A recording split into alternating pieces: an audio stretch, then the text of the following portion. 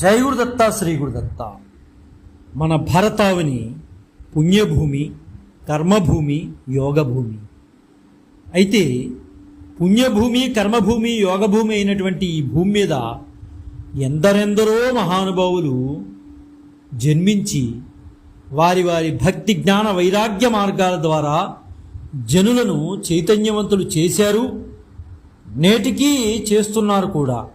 అయితే ఈ భక్తి జ్ఞాన వైరాగ్య మార్గాల కన్నా యోగ మార్గాన్ని అనుసరించి పూర్వజన్మ కర్మ నుంచి బయటపడవచ్చని నిరూపించి చూపించినటువంటి మహానుభావుడు, సత్యానికి సరికొత్త నిర్వచనంగా సత్యయోగాన్ని ఆవిష్కరించిన మహా ఋషి, ప్రాచీన యోగ రూపాలన్నిటినీ త్రోసిరాదని సృష్టికే సరికొత్త అర్థాన్నిచ్చిన అపరబ్రహ్మ, పవిత్ర కావేరీ తీరంలో కుంభకోణంలో అగస్త్యుని అంచెలో జన్మించి అగస్త్య యోగ విభూతిని సొంతం చేసుకున్న నవయోగ సవ్యసాచి, శతాబ్ది కాలంలో అంచెలంచెలుగా ఎదుగుతూ విస్తరిస్తున్న సత్యయోగాన్ని అందరికీ పంచడానికి ప్రయత్నం చేసిన యోగాగ్రేసరుడు, ఆయన భారతీయ తత్వవేత్తగా, యోగిగా, గురువుగా, మున్సిపల్ కౌన్సిల్కు చైర్మన్గా, ఆధ్యాత్మిక సంస్కర్తగా,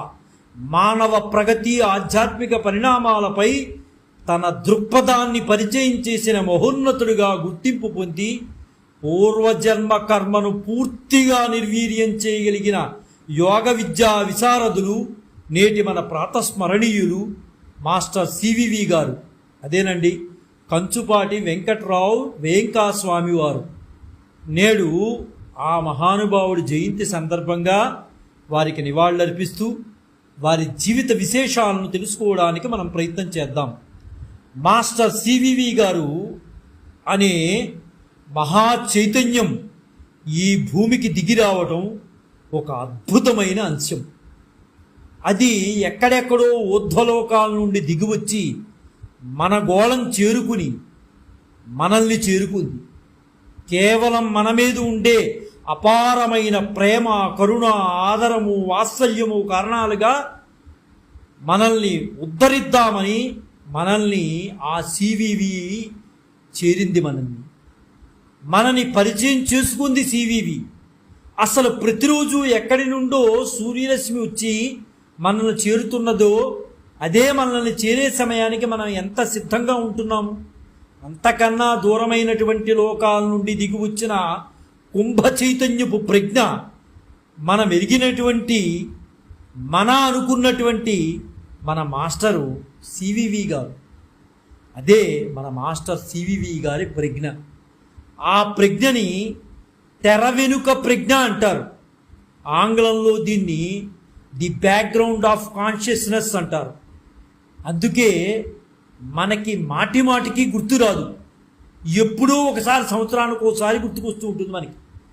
మనకి తెర ముందే కదే అంతంత మాత్రమే కదా. ఇక కథ కన్నా వెనక తెర ఉన్నది, ఆ తెర వెనక అది ఉన్నది. దీనినే పరతత్వము, పరబ్రహ్మము అని కూడా అంటారు. అది తెలుసుకోగలగాలి. తెర వెనక ఉన్నటువంటి తత్వము, పరతత్వము, పరబ్రహ్మము అంటే ఏమిటో తెలుసుకోగలగాలి. తెర వెనుక విషయం గుర్తుకు వస్తే తెర చిన్నదైపోతుంది. ఎప్పుడూ కూడా తెర మనకు చూడటానికి పెద్దదిగా ఉన్నా తెర వెనక విషయం తెలిస్తే తెర ఎంత పెద్దదైనా 70 mm తెర అయినా అది చిన్నదైపోతుంది. కనుక తెర వెనుక ఉన్న ప్రజ్ఞ మనకి తెలిస్తే మన మాస్టర్ సివివి అంటే ఏమిటో మనందరికీ తెలుస్తుంది. చైతన్యం ఉండగా, విశ్వాత్మక చైతన్యం ఉండగా, ఆ చైతన్యాన్ని నడిపించే చైతన్యంగా మాస్టర్ సివివి ప్రజ్ఞ ఉన్నది అని చెప్పారు చాలామంది మహానుభావులు. అంటే అది పరతత్వము లేక పరబ్రహ్మతత్వం. కనుక ఆ తత్వము సరాసరి మరోసారి మనల్ని అనుగ్రహించడానికి అంతరిక్షములోనే ఉండి రకరకాలైన మండలముల్లో దాటి వచ్చి సరాసరి సింహరాశిలో ప్రవేశించి, సింహరాశి నుండి సరాసరి శ్రావణ మాసంలో ప్రవేశించి, అక్కడి నుంచి శ్రావణ పౌర్ణమి గడియల్లో భూమికి దిగివచ్చి బహుళ పాడ్యమి నాడు ఒక శరీరాన్ని బాహ్యంగా బయటికి వ్యక్తపరిచింది. అదే సివివి. ఆ రోజు ఆగస్టు 4, 1868 సంవత్సరం. ఎందుకు దిగివచ్చింది ఆ సివివి అని అడిగితే మన కోసమే. ఎవరి కోసం వచ్చింది ఆ సివివి? మన కోసమే. ఎందుకు వచ్చింది? మన యొక్క అజ్ఞానపు పొరలను తొలగించడానికి, యోగ మార్గం వైపు నడిపించడానికి ఆ సివివి ఈ భూమి మీదకి అడుగుపెట్టింది. మనలో ఏ మార్పులు చేయడానికి దిగి వచ్చింది అంటే, మనలో ఉండే సూక్ష్మ శరీరాన్ని చక్కగా నిర్మాణం చేసి అది నశించకుండా ఉండేటట్లుగా దాన్ని స్థిరపరిచి, అది కారణంగా మనకి మరణం లేనటువంటి స్థితిని ప్రసాదించడం కోసం ఆ సివివి ఇక్కడికి దిగి వచ్చింది ఈ భూలోకానికి. సూక్ష్మ శరీర నిర్మాణాన్ని పటిష్టం చేసి అమరత్వం సాధించి పెట్టడం అనే విషయాన్ని మానవ జాతికి అందించడానికి యోగంలో నూతన పరిణామం తీసుకొచ్చింది ఆ సివివి. ఇది ఆయనకు ఇయ్యబడిన భగవంతుని ఒక కర్తవ్యంగా సివివి గారికి ఇచ్చి పంపించారు ఈ భూలోకానికి. దానిని ఆయన సక్రమంగా, నిశ్శబ్దంగా, గుప్తంగా, గుట్టుగా నిర్వర్తించి మహానుభావుడు వెళ్ళిపోయాడు. ఎప్పుడూ కూడా యోగాభ్యాసాలు ఇవన్నీ తెలుసున్నవాడు, తంత్రాలు మంత్రాలు తెలుసున్నవాడు ఎప్పుడూ కూడా నిశ్శబ్దంగానే ఉంటాడు. ఏమీ తెలియని వాడే ఆర్భాటాలు చేస్తూ ఉంటాడు, నాకు ఇవి తెలుసు అవి తెలుసు అని. ఆయన ఎంతో నిశ్శబ్దంగా వచ్చారు ఈ ప్రపంచానికి. అంత నిశ్శబ్దంగానే వెళ్ళిపోయారు సివివి గారు. ఎందువల్లంటే ఆయన చేయవలసిన భగవంతుడు పంపించినటువంటి కార్యక్రమం చేసి ఆయన వెళ్ళిపోయారు. అంటే మనలోకి, మన పరిసరాల్లోకి వచ్చి అదృశ్యులైపోయారు ఆయన. అంతకు ముందుగా దృశ్యం ఉండే మాస్టర్ ప్రజ్ఞ ఇప్పుడు భూగోళం అంతా అదృశ్యంగా తన యొక్క సూక్ష్మ శరీరం ఆవరించి ఉందన్నమాట. కేవలం ఒక ప్రాంతానికి పరిమితమై దృశ్యంగా కనిపించి ఆయన అదృశ్యమైన తర్వాత అదృశ్యంగా సూక్ష్మ శరీరం అంతా కూడా ఈ భూగోళం అంతా వ్యాపించి ఉన్నారు మహానుభావులు. ప్రజ్ఞగా తనను ఆవరించి ఉండి పిలిచిన వారిలో ప్రవేశించి వారి సూక్ష్మ శరీర నిర్మాణం చేసి పునరుత్థానం చేసి మరణం లేని స్థితి కల్పిస్తా అని వాగ్దానం చేశారు సివివి గారు. అందరికీ చావు లేని స్థితి కల్పించడానికి, అందరికీ బ్రహ్మత్వం అనుభూతి చెందింపజేయడానికి నేను దిగివచ్చాను. అది అయ్యేంత వరకు ఈ భూమి ఆవరణలోనూ ఉంటాను అని చెప్పినటువంటి మహోన్నతుడు సివివి మాస్టర్ గారు. మాస్టర్ గారు చేసిన చక్కని వాగ్దానం మనకి ఉంది. వారికిగా వారే 18 సార్లు మరణించి జీవించినట్లుగా ఆయనతో ఉన్నటువంటి అనుయాయులు చెప్పారు కూడా మనందరికీ తెలియచేశారు. మరణం లేదని తెలియాలి అంటే ఒక నిర్దిష్ట పథకం లేక విధానం ప్రకారంగా సూక్ష్మ శరీరం పటిష్టంగా నిర్మాణం కావాలి. సూక్ష్మ శరీరం నుండే భౌతిక శరీరానికి ప్రాణం అందుతూ ఉంటుంది. ప్రాణం మనలో ఉచ్ఛ్వాస నిశ్వాసాలుగాను, ప్రాణ అపాన వ్యాన ఉదాన అనే ప్రాణ ప్రవృత్తులుగాను, గుండె ఊపిరితిత్తులు శ్వాస అవయవాలు కవాటాలు మనకి గోచరిస్తూ ఉంటాయి. ఇలా కదలటాలు అన్నీ కూడా సూర్యరశ్మి నుండి ప్రాణము సూక్ష్మ శరీరంలో ఉండే చక్రాల ద్వారా భౌతిక శరీరంలో ఉండే గ్రంథుల నుండి భౌతిక శరీరానికి అందింపబడుతుంది. ఈ సూక్ష్మ శరీరానికి 2 రకాల ఆటుపోట్లు ఉంటాయి. ఏమిటయ్యా అంటే, ఒకటి మనలో ఉండే కోరికలు అసంబద్ధంగాను, ధర్మానికి వ్యతిరేకంగాను, ధర్మాన్ని అతిక్రమించే విధంగా ఉంటే కామ శరీరం అనే తుప్పు ఈ సూక్ష్మ శరీరం చుట్టూ తిరుగుతూ ఉంటుంది. అందుకే మహాత్ములంతా కూడా కోరికలను సరిచూసుకో అని చెప్తారు. నీలో కోరిక పెరుగుతున్న కొద్దీ నీకు అవ్వవలసిన పనులు అవ్వవు, ఆగిపోతూ ఉంటాయి. నాకు పనులు అవ్వట్లేదు అంటే నీ కోరిక పెరిగిపోతుంది. నీ కోరికలను తగ్గించుకుంటే నీ పనులు అవుతాయి. పనులు అవ్వలేదు కదా అని భగవంతుడి మీద నిందలు వేస్తే అది చాలా తప్పు. నువ్వేదో అపకారం చేసావు అనుకుంటే కూడా తప్పే. నీ కోరికను నువ్వు తగ్గించుకో. నీ కోరికను తగ్గించుకుంటే ఆ పని సక్రమంగా అవుతుంది. మాస్టర్ సివివి గారు, నీ కోరికలను నాకు వదిలేసేయి, నీకేం కావాలో అది నన్ను కోరుకో, నేను నీ సమస్త సౌకర్యాలను చూసేవాడిని, నమ్మకం ఉంటే ఇంకెవరిని ఏమీ కోరకు అని చెప్పినటువంటి మహోన్నతుడు సివివి గారు. కోరడం మొదలు పెడితే సూక్ష్మ శరీరానికి దెబ్బ తగులుతుంది. ప్రతి కోరిక ఇనుప ముక్కకి తుప్పు పట్టినట్లుగా పడుతుంది. కామ శరీరం పెరిగిపోతే యోగమయమైన సూక్ష్మ శరీరాన్ని బాగా సన్నగిల్లే విధంగా చేస్తుంది. ఇదంతా దేనివల్ల? కామం వల్ల. మరి కామం ఉండకూడదా? ఉండొచ్చు. అది ధర్మసమ్మతంగా, ప్రకృతి సిద్ధంగా, సహజంగానే ఉండాలి. అసహజంగా అతిగాను మితిమీరిన కోరికలు కోరడంగాను ఉండరాదు. అందుకనే మాస్టర్ సివివి గారు ఒక విషయం చెప్తూ ఉండేవారు, ఎటువంటి కోరికలు కూడా మనసులో పెట్టుకోవద్దు, అది భగవత్ సంకల్పితం, భగవంతుడే చేస్తాడు. నువ్వు కోరటం ఏంటి? ఆయన నిన్ను పంపించినప్పుడు ఆయనకి నీకు ఏమి ఇవ్వాలి, ఏమి ఇవ్వకూడదు అనేది ఆయనకి తెలుసు. నువ్వు కోరుకోవటం, నువ్వు బాధపడటం ఇవన్నీ ఎందుకు? ఆయనకి ఏమి ఇవ్వాలి, ఏమి ఇవ్వకూడదు, ఏ సమయంలో నీకు ఇవ్వాలి, ఏ సమయంలో నీకు ఇవ్వకూడదు పంపించిన ఆయనకి తెలియదా? అన్నీ తెలుసు ఆయన. ఒకవేళ మీకు కోరికలు బలీయంగా ఉంటే, మీ సంస్కారంలోంచి కోరికలు వస్తే అవి ప్రార్థనా సమయంలో నాకు సమర్పించండి అని సివివి గారు బహిర్గతంగా చాలాసార్లు చెప్పారు. అందులో మీ శ్రేయస్సు కలిగించేవి నేను మీకు ఏర్పాటు చేస్తాను. మీరు కోరికలు అడిగారు కదా అని అన్నింటినీ నేను ఏర్పాటు చెయ్యను.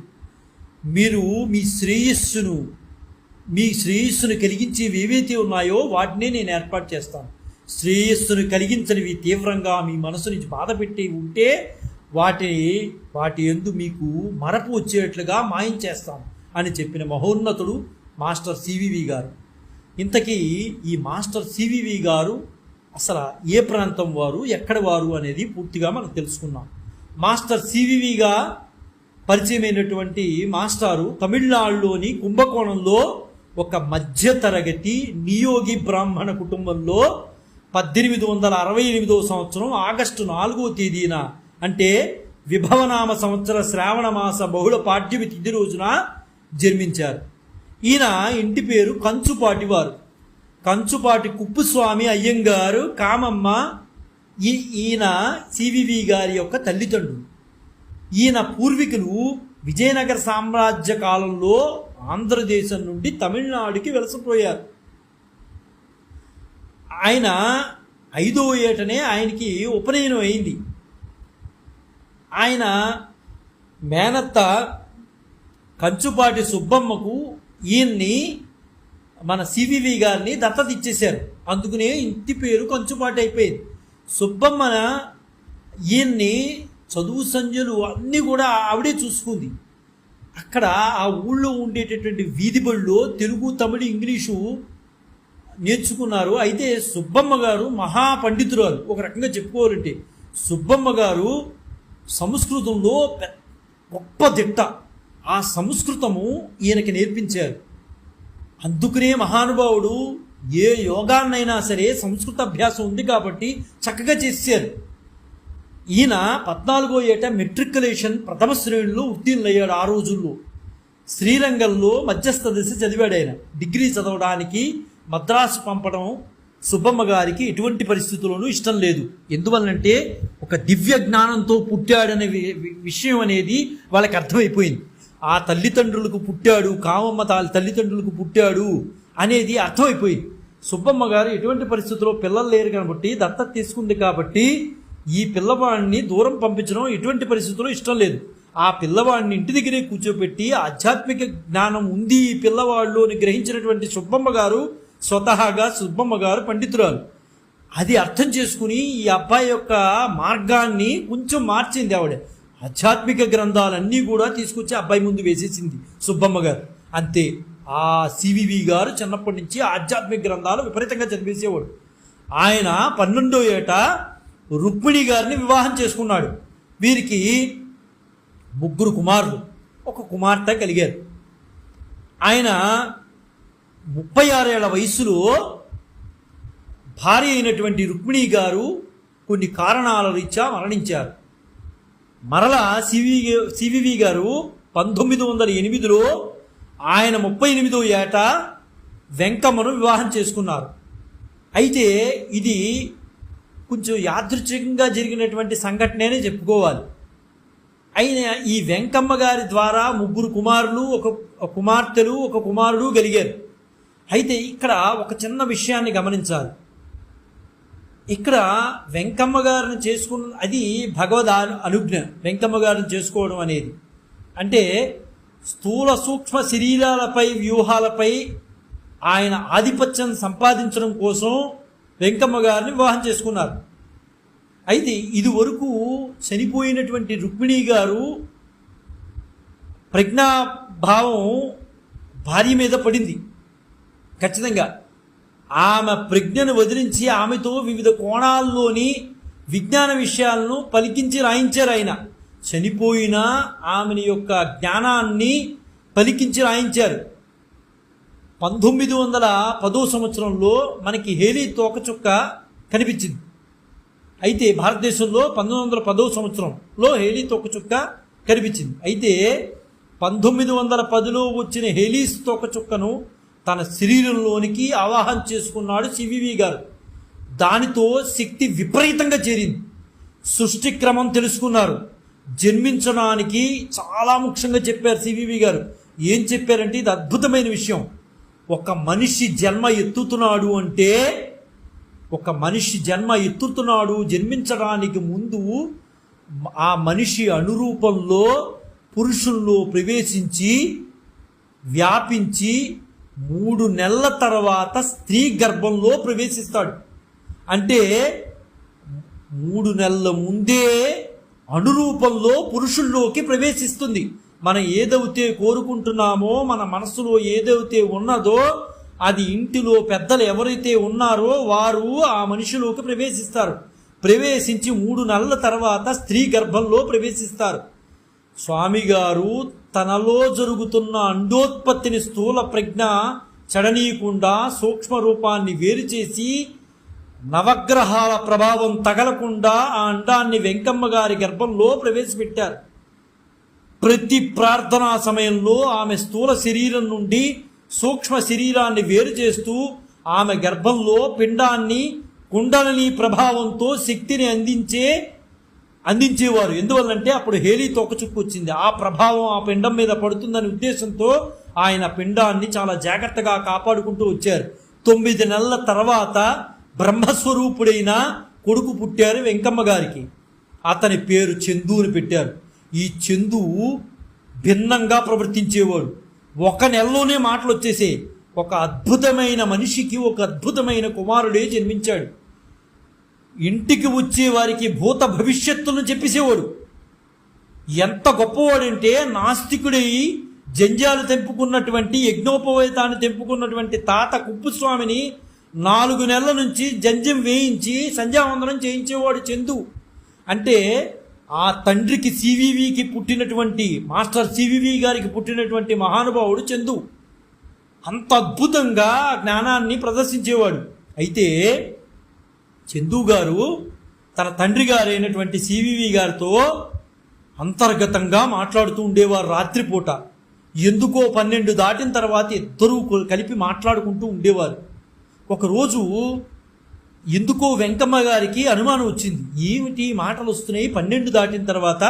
12 ఆ సమయంలో ఎవరో వచ్చి తలుపులు కుడుతున్నారు. ఏమిటి? వెంకమ్మ గారికి అర్థం కాల. సివివి గారంటే అర్థం తెలియదు, చందు గారంటే ఏంటో తెలియదు. అంతకు మునుపు ఉన్నట్టు రుక్మిణి గారికి మొదటి భార్య గారికి సివివి గారంటే ఏమిటో తెలుసు. కానీ వెంకమ్మ గారికి తెలియదు సివివి గారు ఎలాంటి ప్రజ్ఞావంతుడు అనేది. సరే, రోజు ఏదో ఒక ధ్వనులు వినిపిస్తున్నాయి. అర్ధరాత్రి 12 తలుపులు కొట్టడం, తలుపులు ఎవరో తీస్తున్నట్టు ధ్వని, మాట్లాడుకున్నటువంటి శబ్దం వినిపిస్తుంది. ఒకరోజు ఆవిడ మేలుకుని ఎలాగైనా సరే చూద్దామనే ఉద్దేశంతో ఆవిడ లేచి కూర్చుని ఏదో మాటలు వస్తున్నాయి, తలుపులు ఎవరో కొడుతున్నారు. జాగ్రత్తగా తలుపులు కొట్టే సమయంలో పక్క నుంచి వాడు లోపలికి వెళ్ళిన తర్వాత మళ్ళీ తలుపులు పెట్టుకున్న తర్వాత ఈవిడ ఒక కన్నంలోంచి చూసింది. చూడంగానే ఆవిడికి నోటి మాటలు రాలా.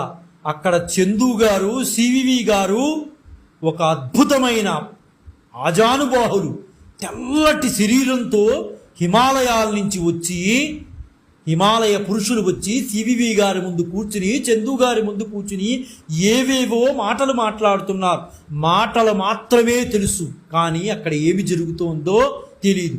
కేవలం తెల్లటి స్వరూపాలే కనిపిస్తున్నాయి. కానీ ఈ వెంకమ్మ గారికి ఏమిటో తెలియట్లా. ఒక్కసారి ఆవికి దిగచెమటలు పట్టేసేసి తలుపు వేసి వచ్చి పడుకుండిపోయింది. మరుసటి రోజున సివివి గారిని వెంకమ్మ గారు అడిగారు, ఏమిటండి రాత్రి చాలా లేట్ అయినట్టుంది, ఏవో ధ్వనులు వచ్చాయంటే, ఏమిటో వస్తూ ఉంటాయి, నువ్వు చక్కగా పడుకో, హిమాలయాల నుంచి దివ్య పురుషులు వచ్చి మాట్లాడుతున్నారు అని చెప్పాడు. అంతే, అంతకన్నా ఏమీ చెప్పలా. చూసారా, మహానుభావుడు నిజంగా అన్నీ తెలుసున్నటువంటి మహానుభావులు అలాగే ఉంటారు. ఏమీ తెలియని వాళ్ళు ఆర్భాటాలు ఎక్కువ చేస్తూ ఉంటారు. ఆయన దాదాపు స్వామివారు 24 సార్లు చాలామందిని చనిపోయిన వాళ్ళని బ్రతికించారు కూడా. ఈయన శిష్యుల్ని మీడియంస్ అంటారు. ఈ ప్రాణధారణ చేసేవారు, వాళ్ళు చనిపోయిన వాళ్ళని బ్రతికించేటటువంటి శక్తి సివివి గారు చాలామందికి ఇచ్చారు. అయితే ఈ చందు గారు కూడా ఒక రోజున తాదాత్మ్యం పొంది ఉన్నారు. అది అప్పుడు అర్థమైంది. మన సివివి గారికి చందు గారు తాదాత్మ్యం పొంది ఉన్నారు అన్న విషయం అర్థమైంది. ఆయన సివివి గారు చూస్తుండగానే ఆ చందు గారు భూమి శరీరాన్ని వదిలేసి వెళ్ళిపోయారు. అప్పుడు చాలామంది అడిగారు, ఈ మీడియంసు ప్రాణధారణ శక్తి ఇచ్చేటటువంటి మీడియంసు ఆయనకి ప్రాణధారణ చేయబోతుంటే చందు గారు ఒక మాట అన్నారు, నేను భూమి మీద ఉంటే సృష్టి ఆగిపోతుంది, అందువలన నన్ను వదిలేయండి, నేను వచ్చిన కార్యం అయిపోయింది, నేను వెళ్ళిపోతున్నానని చెప్పి వెళ్ళిపోయాడు చందు గారు. అదేవిధంగా సివివి గారికి కూడా నచ్చ చెప్పి వెళ్ళిపోయాడు. సివివి గారు చందు గారిని బతికించేటటువంటి దివ్యమైన శక్తి ఆయనకున్నా ఆయన చేయలా. ఎందువల్లంటే అలా చేయడం వలన విపరీతార్థమయ్యి శక్తులు విపరీతమైన వస్తాయి, ఈ సృష్టి ఆగిపోతుందనే ఉద్దేశంతో ఆయన ఎటువంటి పరిస్థితుల్లో బ్రతికించాల. ఈ రకమైన సాధన ద్వారా తనను పిలిపించిన వారందరికీ అందుబాటులో ఉండి సివివి గారు 29/5/1910 సంవత్సరంలో సివివి మంత్రాన్ని ఉపదేశించారు. ముందు కుటుంబ సభ్యులకి అందరికీ నేర్పించి పరీక్షించిన తర్వాత మిగిలిన వారందరికీ, ఆయన అనుయాయులందరికీ కూడా, అంటే మీడియంస్ అందరికీ కూడా ఆయన సివివి మంత్రాన్ని ఇచ్చారు. అప్పుడే ఆయన మాస్టర్ సివివిగా ప్రసిద్ధి చెందారు. ఒకసారి మాస్టర్ గారు ముక్కులోని రంధ్రం ద్వారా 6 గంటలు నిర్విరామంగా గాలి పీల్చి రెండో రంధ్రం ద్వారా 6 గంటల సేపు వదిలేశారు. మరో 6 గంటలు ఉచ్ఛ్వాస నిశ్వాసాలు లేకుండా ఉన్నారు. వారి శరీరం దూదిలాగా తేలిగ్గా అయిపోయి గాల్లో తేలింది. తన మనవడు మట్టి బొమ్మను తిని చనిపోతే సమాధి స్థితిలో ఉండి ప్రాణాన్ని మళ్ళీ ఇచ్చారు, ప్రాణం పోసి బతికించారు. ఆయన్ని దత్తత తీసుకున్న సుబ్బమ్మ గారు ఏటిలో స్నానం చేసి ఒడ్డుకు వచ్చి కళ్ళు తిరిగి పడిపోతే 3 రోజులు ఆమెను చూస్తూ ఉండమని ఊరికి వెళ్ళి అక్కడి నుంచే ఆమెను బ్రతికించారు మన సివివి గారు. మనుష్యులను ట్రాన్స్లోకి పంపి విషయాలను సేకరించేవారు. గ్రహ మండలాల్లో ప్రవేశించి అనుభూతులను గ్రంథస్థం చేశారు మహానుభావుడు. చంద్రమండలం విస్తరించి 10 మైళ్ళు వెనక్కి వెళుతోందని చెప్పారు ఆనాడు. అయితే ఆనాడు చెబితే ఎవరూ కూడా నమ్మలేదు. 6 నెలల తర్వాత సైంటిస్టు ప్రయోగ పేరిట చేస్తే సివివి గారు చెప్పింది నిజమే, చంద్రమండలం విస్తరించి 10 మైళ్ళు వెనక్కి వెళ్ళిందని రుజువు చేశారు. భూమి వంకరగా ఉందని, అందుకు సూర్యుని వెలుగు చంద్రుపై సరిగ్గా పట్టం లేదని, అందుకనే కృష్ణపక్షం వస్తోందని ఆయన సివివి గారు చెప్పడం జరిగింది. ఈ విషయాన్ని ఎన్నోసార్లు సివివి గారు చెప్పడం జరిగింది. ఈ విషయాన్ని కూడా గ్రహించి ఆనాటి నుండి పౌర్ణమి అందుకనే ఇలా వస్తోంది అని చెప్పారు. ఖగోళ శాస్త్రవేత్త పరిశోధనలు భూమి మీద 200 మైళ్ళ వంకరగా ఉన్నట్లుగా తేలింది. ఖగోళ శాస్త్రవేత్తలు కూడా పరిశీలిస్తే నిజమే, భూమి వంకరగా ఉందని తేల్చారు. సూక్ష్మ పరిశీలన మాస్టర్ గారిది అలా ఉంటుంది. మాస్టర్ గారు స్థాపించిన కొత్త యోగ పద్ధతి భృక్తరహిత తారక రాజయోగం అంటారు. భృక్తం అంటే పూర్వకర్మ అని అర్థం, రహితం అంటే లేకుండా చేయటం. అంటే తమ దగ్గరకు వచ్చి శరణ కోరితే పూర్వజన్మ కర్మలన్నీ తరింపజేస్తారు మాస్టర్. అందుకనే భృక్తరహిత తారక రాజయోగం అన్నారు. ఆయన్ని తలిస్తే చాలు ఆయనే చూసుకుంటారు. ఇది ప్రజల్లో, ఆనాటి ప్రజల్లో నమ్మకం. మాస్టర్ గారి శిష్యుల పరంపరలో ఎక్కిరాల కృష్ణమాచార్యుల వారు, వేటూరు ప్రభాకర్ శాస్త్రి గారు మొదలైన ప్రముఖులు ఎందరో ఉన్నారు. మాస్టర్ గారు 12/5/1922 శరీరాన్ని వదిలేశారు. అంటే ఎన్నో రకాలైనటువంటి యోగా పద్ధతులను తెలియజేసి శరీరాన్ని వదిలేశారు. అంటే ఆయన ఉండవలసిన పరిస్థితిలో ఉన్నారు. కాలం అయిపోయిన తర్వాత ఆయన ఇంకా ఉండకూడదు నిశ్చయించుకుని వెళ్ళిపోయారు. 12/5/1922 తన శరీరాన్ని వదిలేశారు.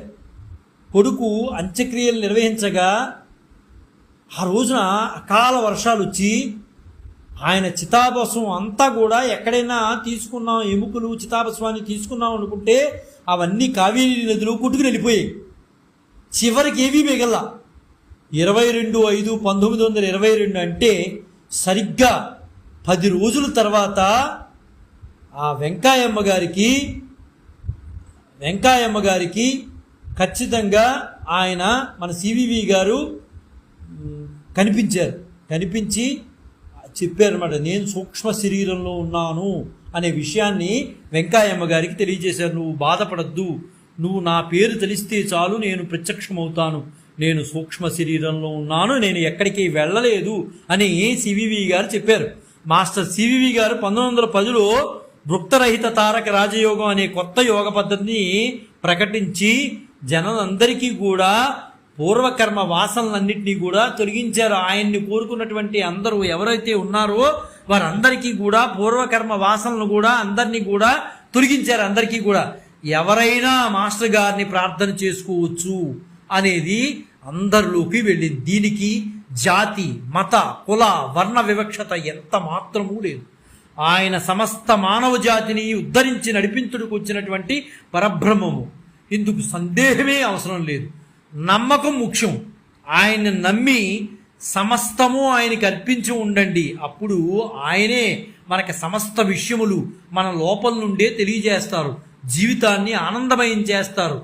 అంటే మాస్టర్ సివివి అనే బీజాక్షరాల్లో శబ్ద తరంగములు మన మనస్సులో, మనలో సంస్కార వశమును ఏర్పడి భావములంతన్నీ మింగేస్తాయి.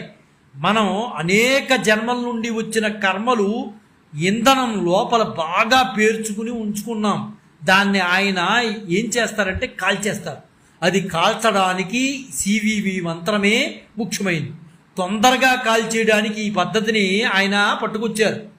ఆయన ఎన్నో గొప్ప గొప్ప విశేషాలు చెప్పేవారు. ఆయన రామాయణంలో ఒక సన్నివేశాన్ని అద్భుతంగా వివరించారు మహానుభావుడు. ఏం వివరించారు అంటే, హనుమంతుడు దైవదూతగా సీత వద్దకు వెళ్ళారు. సీత అంటే అక్కడ జీవుడు అర్థం.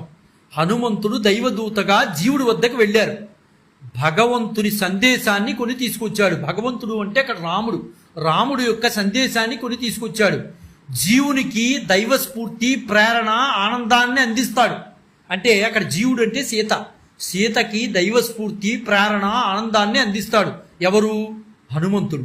సీత లంకలో అంటే ద్వీపంలో బంధించబడి ఉంది. లంక అంటే ఏంటి? నీటిచే వేరు చేయబడిన ప్రదేశం. జీవుడు కూడా కోరిక కారణంగా దేవుడి నుండి వేరు చేయబడుతున్నాడు. ఆయన ముఖ్యంగా చెప్పింది ఇదే. జీవుడు కూడా కోరిక కారణంగా దేవుడి నుండి వేరు చేయబడుతున్నాడు. సీతాదేవి కూడా లేడిని కోరి రామునికి దూరమైంది. అంటే ఈ విషయాన్ని భగవంతుడు కోరికలు అనేకంగా పెట్టుకోవద్దు అని మనకి చూపించడానికి ఈ భూమి మీద అవతరించి చూపించారు. అయినా మనం తెలుసుకోలేకపోతున్నాం. మనం అలాగే దైవానికి దూరమై త్రిగుణములచే బంధించబడి ఉంటున్నాం. కోరికలు విపరీతంగా కోరుకుంటున్నాం. అందువలన త్రిగుణాలచే బంధించబడుతున్నాం. అటుపైన ఇంద్రియములచే, శరీరంచే బంధించబడుతున్నాం. కామవాంఛ ఎక్కువగా పెంచుకుంటున్నాం. నీరు లంకను ఏర్పరిచింది. అయితే మన ఆవేశకావేశాలు మనలను త్రికూటములు గల లంకలో పడివేస్తోంది. పరిష్కారము ఎవరివ్వాలి? వాయునందనుడే ఇవ్వాలి. మనలోని వాయువును శ్వాస ఆధారంగా చేసుకుని మరల మూలలో బంధించబడిన మన ఊర్ధ్వగతి చెందాలి. వాయుపుత్రుని ప్రవేశము ప్రాణాయామముకు సంబంధించింది. కోరిక కారణంగా వేరు కాబడిన సీత పశ్చాత్తాప వైరాగ్యం చెంది రాముడియే శరణ్యమని జీవిస్తున్న తరుణంలో వాయుపుత్రుడు తారసపడి పరిష్కార మార్గాన్ని చూపించి సీతను రాముడి దగ్గర చేర్చాడు. ఈ విషయాలు ఎంతో అద్భుతమైన విషయాలు మన సివివి గారు జనాలకు చెప్పడం జరిగింది. అంటే ఆయన ఒకటే చెప్పారు, యోగాన్ని మించినటువంటి శక్తి ఈ ప్రపంచంలో దేనికి లేదు, యోగ సాధన చేయండి, ఆ సివివి బీజాక్షరాలను పట్టుకోండి, మీ ప్రారబ్ధ కర్మలు నేను చూసుకుంటాను. ఆయన ఒకటే చెప్పేవారు, నేను ప్రారబ్ధ కర్మను వాయిదా వేయను, ప్రచోదనం చేయను, కేవలం మీకోసమే నేను మింగేస్తాను.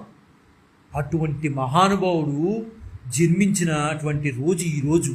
ఆ మహానుభావుడిని ఒక్కసారి స్మరిస్తూ ఆ మహానుభావుడికి నివాళులర్పిద్దాం. నిజానికి ఆ మహానుభావుడు సూక్ష్మ శరీరంలో ఈ భూగోళం అంతా కూడా వ్యాపించి ఉన్నారు. ఒక్కసారి మనస్ఫూర్తిగా సివివి అంటే చాలు మన కళ్ళ ముందు ప్రత్యక్షమవుతారు. అయితే దీనికి కావలసింది ప్రాథమికంగా నమ్మకం. ఆ నమ్మకము ఉంటే అర్ధరాత్రి 12 గంటలు కూర్చుని సివివి గారిని ధ్యానం చేస్తే నీ ముందు కూర్చుని నిలబడతాడు సివివి గారు. అంత అద్భుతమైన యోగులు నడిచినటువంటి దేశం మన భారతదేశం. ఇటువంటి మహానుభావులు నడయాడినటువంటి దేశం మన భారతదేశం. కాబట్టి సివివి గారికి మనసు ఉన్న ప్రతి ఒక్కరూ కూడా ఆయన్ని స్మరించవలసినటువంటి రోజుగా ఈ రోజును పేర్కొంటూ, జై గురుదత్త శ్రీ గురుదత్త శ్రీపాద శ్రీవల్లభ చరణదాసులు మానికొండ రాజశేఖర శర్మ రాజమహేంద్రవరం.